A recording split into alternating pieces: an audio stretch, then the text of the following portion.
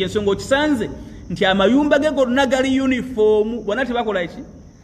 bonna tebalina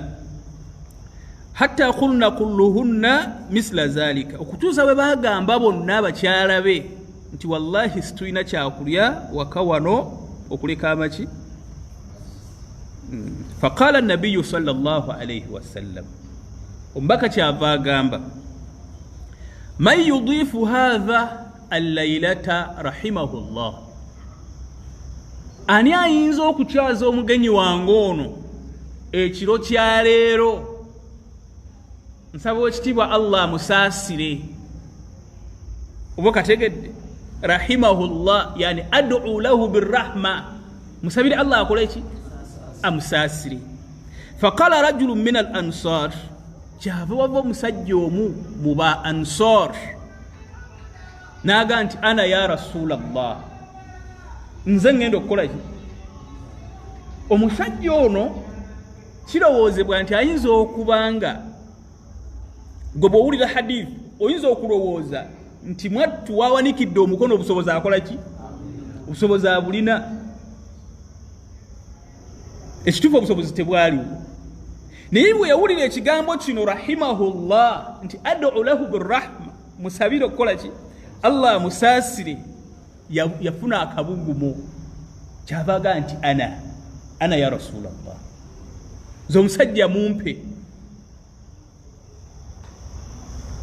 musajja ono asuubira okuba nti erinnya lye yali ayitibwa Abu Talha Zaid ibn Sahl al-Ansari radiyallahu ta'ala anhu newankubadde waliwo ekigambo ekigamba nti asuubirwa okuba nga si yeye nti beegattira ku linnya Abu Talha waliwo Talha ibn Ubaidillah oyo muleke kati Abu Talha ono al-Ansari kigambibwa nti ono ye yali mugagga naye waliwo Abu Talha omulala hadith eneyinza okubanga gwekola ki gwekootinga kuba ye bambi embeera teyalinga nnungi okwawukana kutwa Abu Talha Zaid ibn Sahl oyo yali mugagga era y'omu ku ba Ansari abalina amalimiro amalungi mu Madiina omwo al-Ansari yali musajja munna Madiina abaataasa omubaka Muhammadin sallallahu alayhi wasallam balina ebigambo bingi Allah wekitiibwa byaboogerako n'omubaka sallallahu alayhi wasallam tujja kubeera nga tubiraba bwe yatuuka ewaka qala limraatihi yagamba mukyala we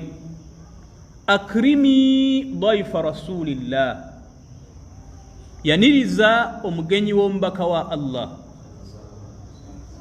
akrimi kitegeeza nti mwanirize omugulumize omuwa obugenyi tekitegeeza riwaya endala egamba nti yamubuuza nti hajati hal indaka shay'un omumaka muno tulinamu ekyokulya omukyala n'amugamba nti la ekituufu nedda illa quta subyani ninamu kyakulya ky'abaana bange olabye sheekh bwe tubadde tusuubira nti wawanikidde omukono ewaka wayinza okuba nga waki nga walungi waliyo ku kyokulya ekiyinza okuliisibwako abali ewaka nekifikkawo kiriisibweko n'omugenyi bamuwa amawulire nti wallahi situlina kye tulina illa quta subyani okuleka kyakulya kyabaki kyakulya ky'abaana wano kiswa entuufu ekwatagana ku mulyango guno gwe tulimu babul ithar wal muwasa wano weetandikira kyava agamba omukyala nti alihim abaana abo babuzeebuze buzaabuza abaana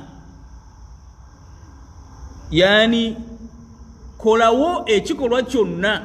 ekibeerabiza akaseera k'okulya buli mwaka galina akaseera wegalira ekyeggulo wegalira ekyemisana kati akaseera wekatuuka kano ak'ekyeggulu alihim gezaako okubabuzaabuza wanawimihum omalo obeebase basumagire bebake nga tebakoze eki nga tebalidde ono ewali kiswa eki ewali ekinyuzi kya hadisi wa idha aradu lasha bwe baagala olaba nga akaseera k'okulya katuuse nawimihum beebase wa idha dakhala daifuna omugenyi bw'ayingira faatfi'i asraj ozikize ettaala wa arrihi anna naakul bw'omala omuwe ekifaananyi nti naffe tukola ki naffe tulya oba mukategedde hal indaki shay'un olina ekyokulya mumaka muno qalat la mwami wange maka temuliimu ki illa quta subyani ninamu mmere y'abaki